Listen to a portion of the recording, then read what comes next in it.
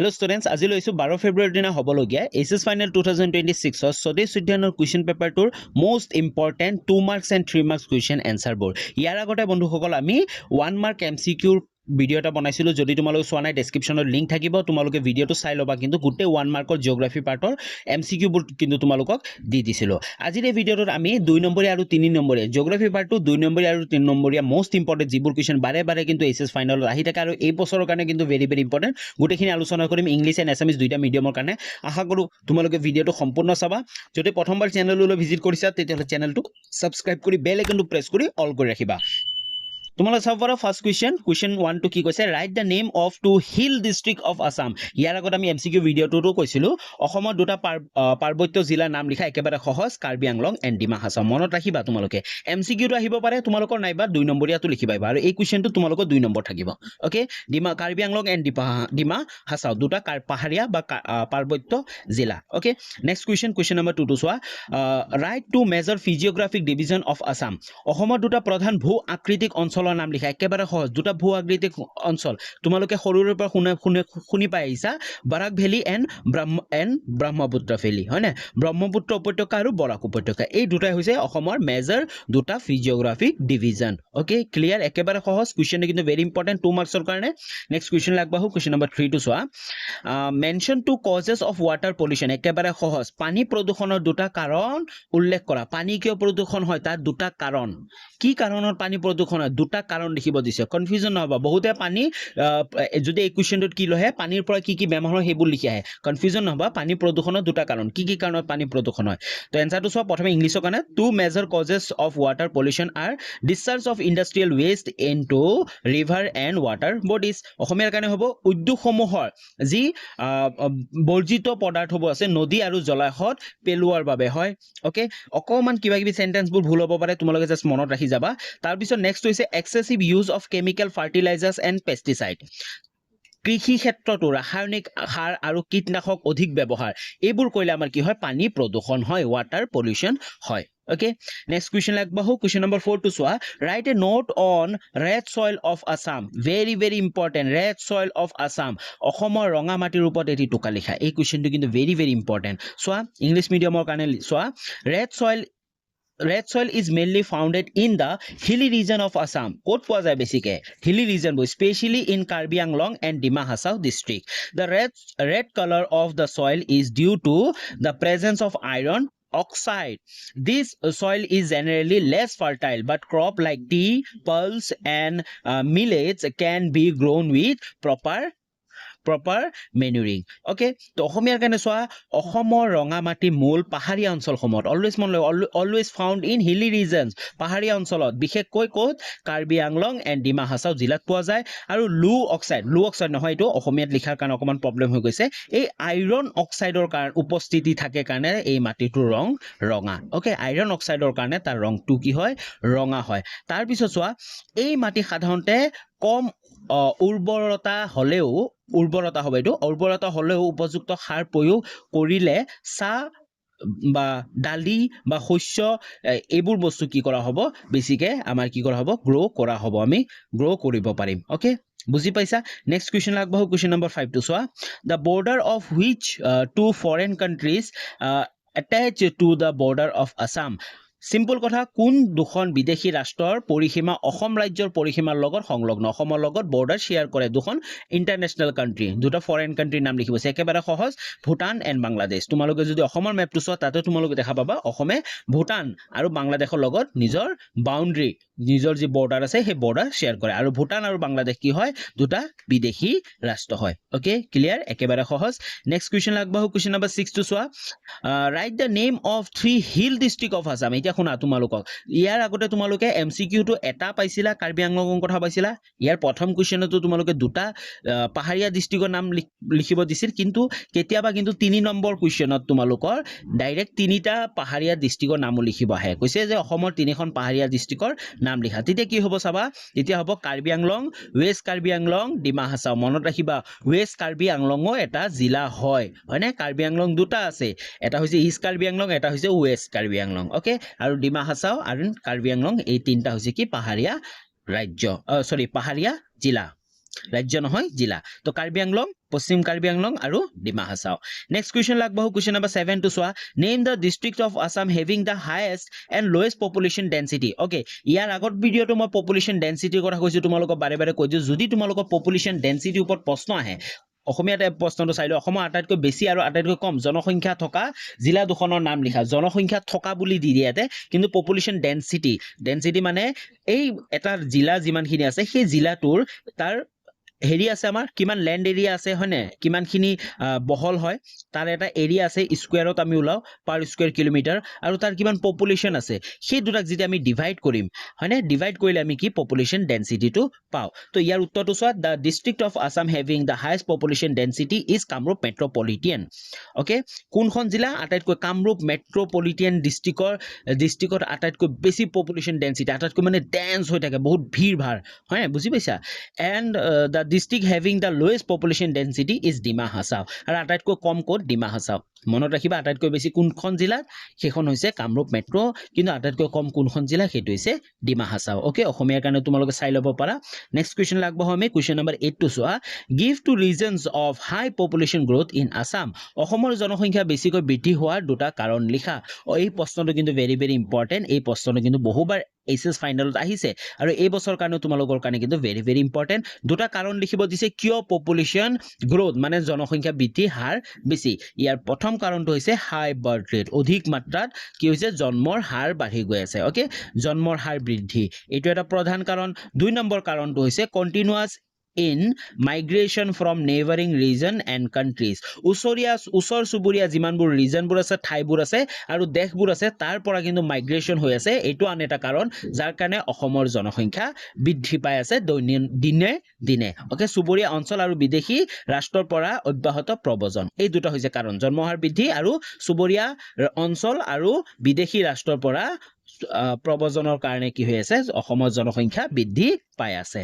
next question number 9 to চোৱা right 3 ক্ৰজেছ of migration জনপ্ৰব্ৰজনৰ তিনিটা কাৰণ লিখা এই কুৱেশ্যনটো কিন্তু 3 মাৰ্কৰ কাৰণে আহিছিল আৰু এই বছৰ কাৰণে কিন্তু ভেৰি ভেৰি ইম্পৰ্টেণ্ট তিনিটা কাৰণ লিখিব দিছে কিহৰ মাইগ্ৰেশ্যন মানে গম পাইছা প্ৰব্ৰজন মানুহে যেতিয়া এটা ঠাইৰ পৰা আন এটা ঠাইলৈ যায় পাৰ্মানেন্টলিও যাব পাৰে বা টেম্পৰাৰীও যাব পাৰে কিছু কম সময়ৰ কাৰণেও যাব পাৰে বা একেবাৰেও যাব পাৰে হয়নে যেতিয়া তুমি তোমাৰ গাঁওখন এৰি কেনে কিবা পঢ়িবৰ কাৰণে চহৰলৈ যোৱাগৈ তে তুমি কি কৰিছা মাইগ্ৰেশ্যন কৰিছা বা কোনোবা এজন মানুহে আছে গুৱাহাটীত আছে তেওঁ চাকৰি হৈ গৈছে ডিব্ৰুগড়ত তো তেওঁ ডিব্ৰুগড়ত শিফ্ট হৈ গৈছে আমি কোনে নাই শিফ্ট হৈ গৈছে তেওঁ কি কৰিছে মাইগ্ৰেশ্যন কৰিছে তো এই তিনিটা কাৰণ লিখিব দিছে নম্বৰ 1 হৈছে economic reason such as source of employment হয়নে প্ৰথম কাৰণটো হৈছে অৰ্থনৈতিক কাৰণ চাকৰি আৰু উপাৰ্জনৰ সন্ধানতো মানুহ এটা ঠাইৰ পৰা আন এটা ঠাইলৈ মাইগ্ৰেশ্যন কৰে মানে নিজৰ ঠাই সলনি কৰে দুই নম্বৰটো হৈছে social reasons like education and marriage মই ক'লোৱে যেনে সামাজিক কাৰণো হ'ব পাৰে যেনে শিক্ষাৰ কাৰণে বহুত ষ্টুডেণ্টে তোমালোকে যদি ভিডিঅ' চাই থকা বহুত এনেকুৱা হ'ব পাৰে তোমালোকে তোমালোকৰ ঘৰৰ পৰা দূৰত আছা মানে তোমালোকে মাইগ্ৰেশ্যন কৰিছা কিয় কৰিছা শিক্ষাৰ কাৰণে বা বিবাহৰ কাৰণে বহুত ছোৱালী আছে কি নিজৰ গাঁওখন বা নিজৰ ঘৰখন বা নিজৰ জিলাখন বা নিজৰ ৰাজ্যখন এৰি কেনে অন্য এটা ৰাজ্য বা অন্য এটা জিলা অন্য এখন গাঁৱলৈ যায় মানে মাইগ্ৰেশ্যন কৰে কিহৰ কাৰণে বিবাহৰ কাৰণে ওকে সেইটো কি কাৰণ সামাজিক কাৰণ তাৰপিছত থাৰ্ড নম্বৰটো আছিল natural ক্লাইমেটিজ such as flood and ড্ৰটছ তো ফ্লাড এণ্ড ড্ৰটছ মানে গম পাইছা প্ৰাকৃতিক দুৰ্যোগ যেনে বানপানী আহিলে মানুহে সেই ঠাইটো এৰি কেনে অন্য এটা ঠাইলৈ যায়গৈ তাৰপিছত খৰাং আহিলে খৰাংকাল আহিলৈ কি কৰে সেই ঠাইটো এৰি বেলেগ এটা ঠাইলৈ যায়গৈ বুজি পাইছা তো এই তিনিটা কাৰণ তোমালোকে লিখিবা একেবাৰে সহজ একেবাৰে তোমালোকৰ মনত হৈ যাব লাগে নেক্সট কুৱেশ্যন লাগবাহু কুৱেশ্যন নম্বৰ 10 to চোৱা name two indicates used to measure spatial diversity জৈৱ বৈচিত্ৰ্য মানচিত্ৰৰ বাবে ব্যৱহাৰ হোৱা সূচক দুটাৰ নাম লিখা ইয়াৰ উত্তৰটো হৈছে Shannon Wiener index and Simpson's index তো অসমীয়াৰ কাৰণে শ্যানন উইনাৰ সূচক আৰু চিপছন সূচক এই দুটা নাম মনত ৰাখিবা নেক্সট কুৱেশ্যন আগবাঢ়ো কুৱেশ্যন নম্বৰ 11 to চোৱা name two types of biodiversity দুই প্ৰকাৰৰ জৈৱ বৈচিত্ৰতাৰ নাম লিখা ইয়াৰ এনসাৰটো চোৱা species diversity and ecosystem diversity অসমীয়াৰ কাৰণে হ'ব প্ৰজাতিগত বৈচিত্ৰ্য আৰু পৰিৱেশগত মানে ইকোচিষ্টেম বৈচিত্ৰ্য ওকে এই দুটা মনত ৰাখিবা নেক্সট কুৱেশ্যন নম্বৰ 12 to চোৱা write the name of two wildlife sanctuaries of Karbi Anglong district এতিয়া এটা শুনা কাৰ্বি আংলং ডিষ্ট্ৰিক্টৰ দুটা wildlife sanctuary Karbi Anglong জিলাৰ থকা দুখন অভয়াৰণ্য ওকে ৰাষ্ট্ৰীয় উদ্যানৰ কথা কোৱা নাই অভয়াৰণ্যৰ নাম লিখা তেতিয়া তোমালোকে চোৱা ইয়াৰ উত্তৰটো হৈছে east Karbi Anglong wild life century একদম সহজ east Karbi Anglong wild life century and গৰমপানী ৱাইল্ড লাইফ চেঞ্চুৰী এই দুটা হৈছে কাৰ্বি আংলং জিলাত থকা ৱাইল্ড লাইফ চেঞ্চুৰী ওকে অসমীয়াৰ কাৰণে পূব কাৰ্বি আংলং অভয়াৰণ্য আৰু গৰমপানী অভয়াৰণ্য নেক্সট কুৱেশ্যন আগবাঢ়ো কুৱেশ্যন নম্বৰ 13 টো চোৱা name two major types of pollution প্ৰদূষণৰ দুটা মুখ্য বিভাগৰ নাম লিখা এই কুৱেশ্যনটো বহুত ইম্পৰ্টেন্ট কিন্তু কিমানে ইজি হয় কি হয় পলিউশ্যন দুটা নাম লিখিব দিছে air pollution and water pollution বুজি পাইছা বায়ু প্ৰদূষণ আৰু পানী প্ৰদূষণ একেবাৰে সহজ যদি বুজি পাইছা সহজ লাগিছে এটা প্লিজ কমেন্ট এটা কৰি জনাই দিবা নেক্সট কুৱেশ্যন নম্বৰ 14 টো চোৱা mention two causes of water pollution জল প্ৰদূষণৰ দুটা কাৰণ উল্লেখ কৰা এতিয়া আমাক সুধিছে যে পানী যে প্ৰদূষণ হয় তাৰ কাৰণ কি কাৰণত পানী প্ৰদূষণ হয় অলৰেডি আমি ইয়াৰ আগতে 3 নম্বৰ কাৰণে আলোচনা কৰিলো যে discharge of industrial influence into river use chemical fertilizer and pesticide তোমালোকে চাইছা কেতিয়াবা যোন কুৱেশ্যনটো 2 নম্বৰ কাৰণে আহিছে সেইটো কিন্তু কোনোবা এটা বছৰ আকৌ 3 নম্বৰ কাৰণে তোমালোকৰ আহি যাব পাৰে okay very very important already এইটো কুৱেশ্যন আলোচনা কৰিও এইটো কুৱেশ্যন তোমালোকে চোৱা ৰিপিট হৈছে এইচএছ ফাইনেলত ওকে মই এইচএছ ফাইনেলৰ কুৱেশ্যন পেপাৰ বুলে দি আছো যিবোৰ অলৰেডি আগৰ বছৰ আহি গৈছে নেক্সট কুৱেশ্যন আগবাঢ়ো কুৱেশ্যন নম্বৰ 15 টো চোৱা what is the difference between biotic and abiotic resource already তোমালোকে পঢ়িছা যদিও গম পোৱা বায়োটিক এণ্ড এবায়োটিকৰ কথা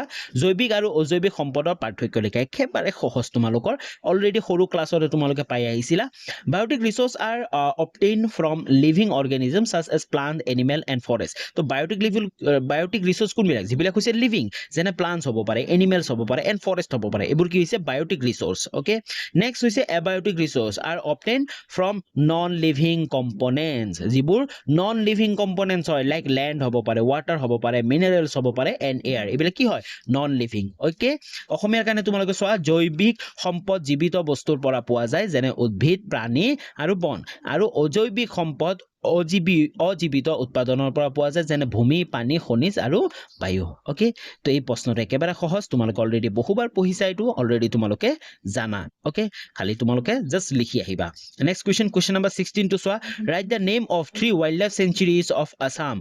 যেনেকে তোমালোকৰ নেশ্যনেল পাৰ্কৰ কথা ইম্পৰ্টেণ্ট তেনেকে কিন্তু তোমালোকৰ ৱাইল্ড লাইফ চেঞ্চুৰীৰ নাম লিখিব দিব অসমৰ 3খন ৱাইল্ড লাইফ চেঞ্চুৰী তোমালোকে মনত ৰাখিবা 3খন মনত ৰাখিলে হৈ গ'ল দুটা হয়তো তোমালোকৰ দুটা লিখিব দিব পাৰে ওকে তো ফাৰ্স্ট আছে পবিতৰা ৱাইল্ড লাইফ চেঞ্চুৰী তাৰ পিছত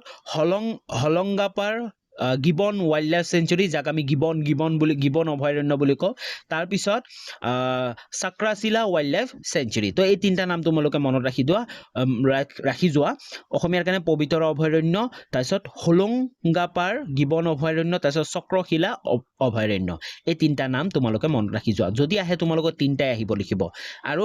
দুটা আহিব পাৰে তাতকৈ বেছি তোমালোকৰ নাহে ওকে নেক্সট কুৱেশ্যন নম্বৰ 17 টো চোৱা name two place of Assam where petroleum refineries are there খনিজ তেল শোধনাগাৰ থকা অসমৰ দুখন ঠাইৰ নাম লিখা একেবাৰে সহজ তোমালোকে আগতো পাইছা খনিজ তেল থকা দুখন শোধনাগাৰ ক'ত পোৱা যায় ডিগবৈ এণ্ড নুমলীগড় ইয়াৰ এনসাৰটো হৈছে Digboi and Numaligarh okay next question number 18 টো চোৱা write the name of two oil refineries of Assam আকৌ আমাক সুধিলে কুৱেশ্যনটো অসমৰ দুটা তেল শোধনাগাৰৰ নাম লিখা একেবাৰে সহজ দুটা তেল শোধনাগাৰ হৈছে Digboi oil refinery and Numaligarh refinery limited okay চোৱা এই কুৱেশ্যনটো বহুবাৰ ৰিপিট হৈছে প্ৰথমবাৰ এনেকৈ ৰিপিট হৈছিল যে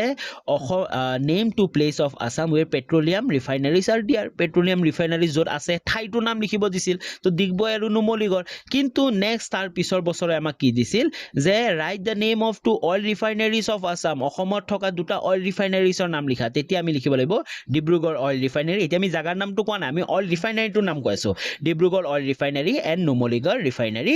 লিমিটেড ওকে মনত ৰাখিবা তাৰপিছত নেক্সট কুৱেশ্যন আগবাঢ়ো কুৱেশ্যন নম্বৰ 19 টো চোৱা write two advantage of water transport মানে জল পৰিবহণ ওকে জল পৰিবহণ বা ৱাটাৰ ট্ৰান্সপৰ্টৰ দুটা সুবিধা দুটা এডভান্টেজ লিখিব দিছে একেবাৰে সহজ কাৰণ প্ৰথম কথা হ'ল কম খৰচীয়া হয়নে আৰু কি হয় যিমান ওজনৰ বস্তু নহওক জাহাজেৰে কিন্তু য'তে ত'তে লৈ যোৱা যায় বিদেশৰ পৰা আমেৰিকাৰ পৰা যিকোনো বস্তু এটা যদি ভাৰতত আহে ফাৰ্ষ্ট সেইটো জাহাজতেই আহিব বুজি পাইছা যিমান ডাঙৰ মেচিন এইবোৰ প্লেনত নাহে এইবোৰ জাহাজতে আহে ওকে এনসাৰটো চোৱা it is the cheapest mode of transport হয় ই আটাইতকৈ সস্তীয়া পৰিবহণ ব্যৱস্থা তাৰপিছত 2 নম্বৰ হৈছে it is suitable for carrying heavy and bulky goods heavy আৰু বাল্কি গুডছবোৰ কেৰি কৰাৰ কাৰণে সুবিধা তো গধুৰ আৰু ডাঙৰ সামগ্ৰী পৰিবহনৰ বাবে উপযোগী ওকে ক্লিয়াৰ তো এই কোৱেশ্চনটো কিন্তু ভেৰি ভেৰি ইম্পৰ্টেন্ট আছে 19 নম্বৰ কোৱেশ্চন নেক্সট কোৱেশ্চন লাগবহো কোৱেশ্চন নম্বৰ 22 চোৱা হোৱাট ইজ স্কিল ডেভেলপমেন্ট এই কোৱেশ্চনটো কিন্তু ভেৰি ইম্পৰ্টেন্ট তোমালোকৰ কৌশল বিকাশ কি ইয়াৰ এনসাৰটো চোৱা skill development means the process of improving the ability knowledge and efficiency of people to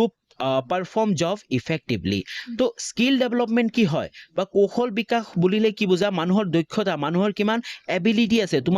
তোমাৰ ভিতৰত কিমান এবিলিটি আছে যিকোনো এটা কাম কৰাৰ কাৰণে কিমান জ্ঞান আছে নলেজ আছে এন্ড এফিচিয়েন্সি কিমান কাৰ্যক্ষমতা আছে বৃদ্ধি কৰাৰ বাবে তোমাৰ কাৰ্যক্ষমতা তুমি আৰু বেছি ভালকে কৰিব কাৰণে তাৰ কাৰণে বৃদ্ধি কৰাৰ কাৰণে তোমাৰ সেই শক্তিখিনি বৃদ্ধি তোমাৰ সেই নলেজখিনি বৃদ্ধি কৰাৰ কাৰণে বুজোৱা হয় এই কাক বুজোৱা হয় স্কিল ডেভেলপমেন্ট বুটুক বুজোৱা হয় যাতে তেওলোকে কাম দক্ষতাৰে কৰিব পাৰে ওকে নেক্সট কোৱেশ্চন লাগবহো question number 21 two so the first railway line in India connected which two place okay এই কোৱেশ্চনটো কিন্তু ভেৰি ভেৰি ইম্পৰ্টেন্ট বহুবাৰ আহি থাকে ভাৰতবৰ্ষৰ প্ৰথম